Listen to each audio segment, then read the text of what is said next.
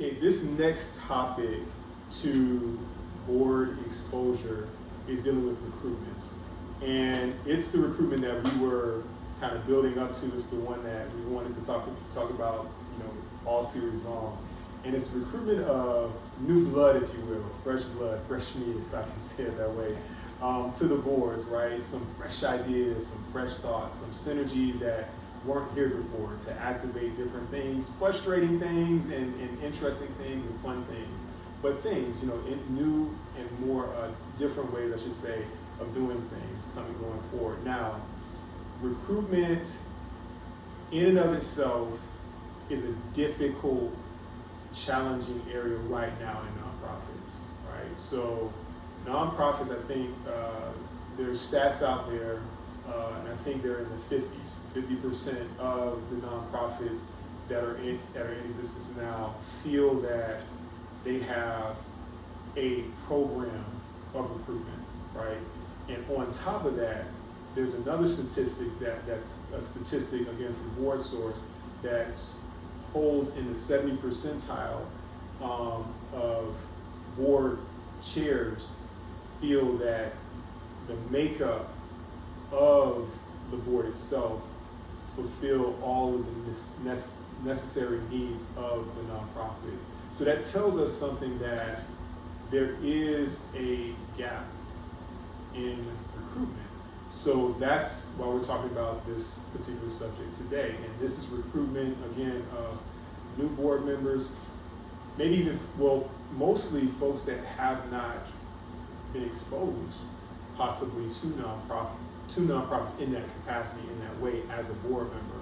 So how do we do that? Like, what's the makeup of our board of directors now, and how do we transition? Because let's be honest, the board members that are on boards now, they're not going to be there forever. They're going to want to do things. They're going to want to, maybe some of them retire. They're going to want to chill out, right? So now, who do we pass it on to? And do they know, the people that we're passing it on to, do they know what to do?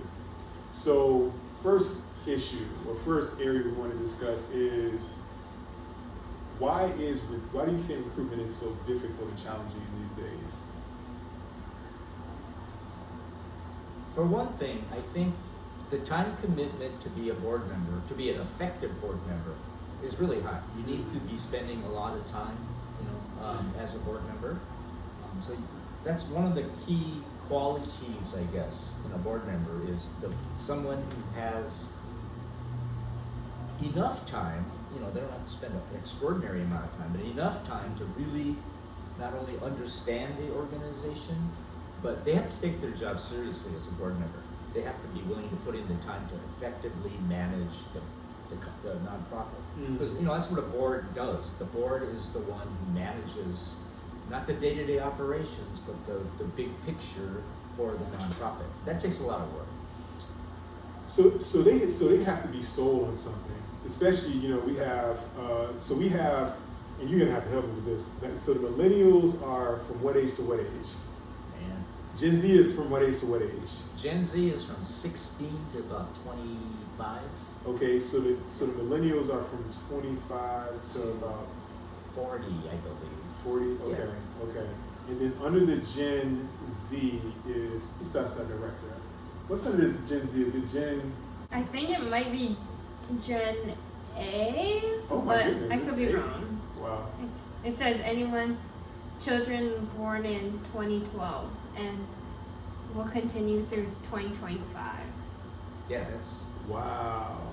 little kids. 2012 so, to 2025. Okay, but that being said, the next wave are millennials and Gen Zers. How do we sell the activity, the function of what a board member has to do to them? And I think we have to know the nonprofit, because if we can sell their heart on, hey, this is what this nonprofit does for the community, I think we can grab more of them that way. Yeah, you're right. It starts with the mission of the nonprofit. and any potential board member has to really believe in the mission. So they, that's the way to attract new board members, I think, is to find people who are passionate almost about the mission. And you don't find someone for the board and then sell them on the mission. Yeah. It has to be somebody who already believes Yeah. strongly in the mission. So the board members, I think, have to come from almost within the organization. It's hard to pull somebody from outside Yeah. and get them to buy into the mission. Yeah.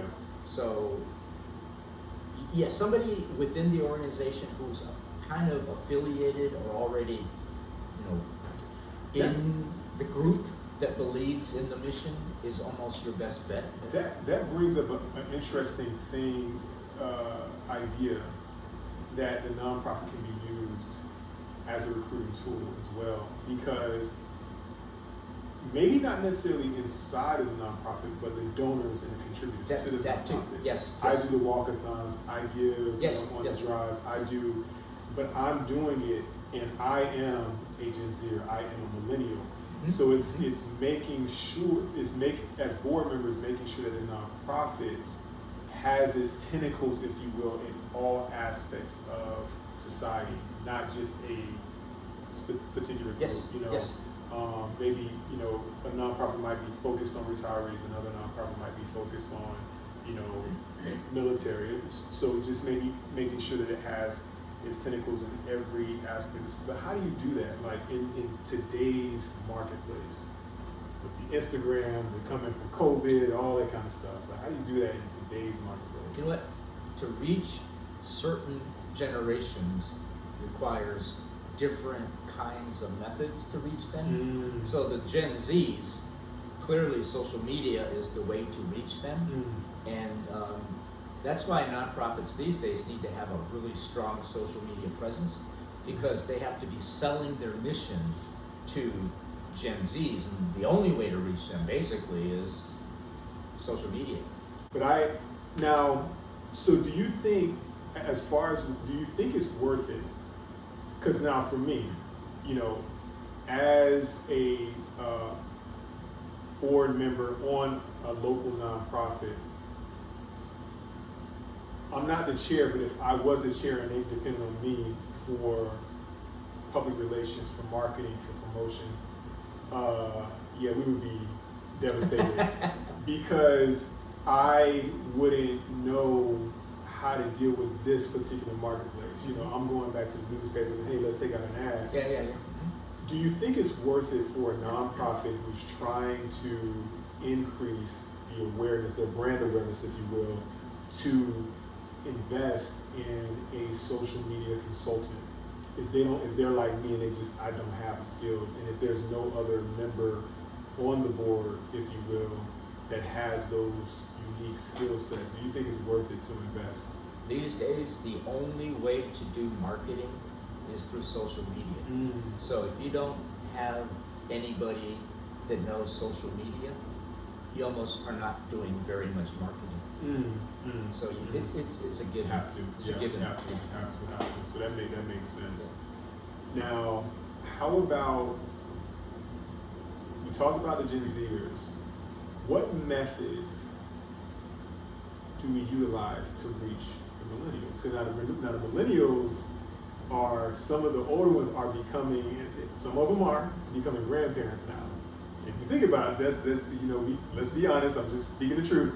Some of them are becoming grandparents now. Like, how do you, and they're also taking care of parents. So they're in a different space right now. So they might not necessarily be in the same, even though they're connected with social media, but they might not be in that space because they have families, they have different responsibilities. How do you reach them in their busyness of life? Oftentimes that's the best generation to recruit for a board. Those people are called sandwiches. Yeah. Because they're in between the Gen Z, who they are raising, and their parents who are boomers.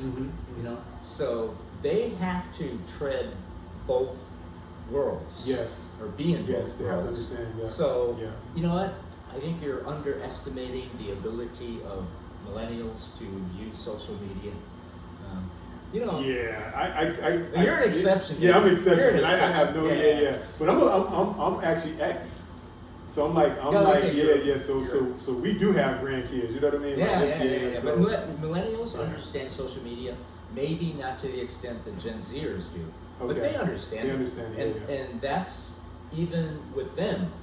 To me, that's the way to reach. Okay. Yeah, it's Okay. reaching people through television and radio ads. To me, these Old school. days, that's old school. Yeah. I think that's dying out. And I know that personally because I purposely, and when I buy my Hulu subscription and my all these other, I get the commercial-free subscription. I don't want to see any commercials, So I get that. And YouTube is actually trying to come in and do all the commercials, but you can buy, and I might do that too. Hey, get rid of all those commercials kind of thing. But I see that you're right. It has to be social media through that medium.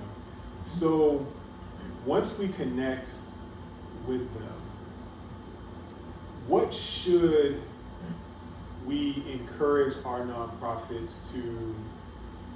I don't know how to say this. What should we encourage our nonprofits to structurally to be when they now connect with us? So we have the millennials' attention, we have the Gen Zers' attention. Now we want them to connect with us. What should they expect to see when they now connect to us? Through websites, through nonprofits, through whatever. What typical things do you think would be beneficial? It all goes back to the mission. Okay. I really think the best path to success is pushing your mission Okay. and having folks understand what you're all about. Okay. And having folks buy into that. I've seen so many things for nonprofits that kind of don't even mention what they do. Yeah. Yeah. Yeah. And that's not the way. You got to get through people through their heart and mind. Yeah. So pushing the mission is critical, I think. That brings up another point. So investment needs to be made in social media, but investment also needs to be made in the mission. Because if the mission is vague and it doesn't make sense, okay, you got my attention. But what are you trying to do again? I don't get it. You know what I mean? Like you kind of lost me. So you don't even have my heart. You have my brain cells are busting, like just trying to figure out what you're trying to do. So I think because missions can be overwhelming, they can be vague, and they can be right to the point. But a good mission is something that an organization invests in, they spend time with. If you have had a mission for years that if you read it, it doesn't make sense to you, then it's time, I think, to. And there's a lot of good nonprofits out there, excellent nonprofits out there. But I've read some missions because I think we did an exercise before in one of our classes where I didn't know what they were trying to do. Without the nonprofit seeing what they do, I can figure out, okay, that's what they do. But the mission, and they weren't selling me on the mission. So, how would you say the best way to go about refining and sharpening an old mission that a nonprofit has? The best way to redo a mission statement is to get somebody from the outside to come in. Because people within the organization kind of take things for granted, or they know the mission themselves so well, they don't know how to convey that to other people. But you get somebody from the outside, come in and look at the mission and see if it makes sense for what the entity is doing, then that, I think, is the best way. Okay. So somebody like T-SOA, for example. Rip it apart. Rip it apart, basically. Saying this is what's wrong with your current mission. Yeah. This is what you should be doing. So that's And that can be a touchy subject for, especially if you have board members who've been on the board for a long time. So this is just to get you all ready. So it might be a touchy subject to you because if you invite somebody from the outside to come in, when I say tear it apart, they might tear it at your heart. Like, what are you doing? You know, it might bring tears to us, but they're looking at it from a perspective of where we are in the world. You know, we're in 2022. That mission that was created might have been formed and formalized in 1980 or 1970. So having somebody come out to just add chaos, blow it up, and then put it back as a puzzle together. But now it's a bit sharper. It's a bit more fun. It still might have some of your elements that were close, near and dear to your heart, but it's expressed and conveyed in a very different way. So I think from this, and we can spend all, because this is one of the exciting areas we wanted to get into. But I believe the two big areas for that we can give as jewels and gems is be cognizant of your social media presence in the world.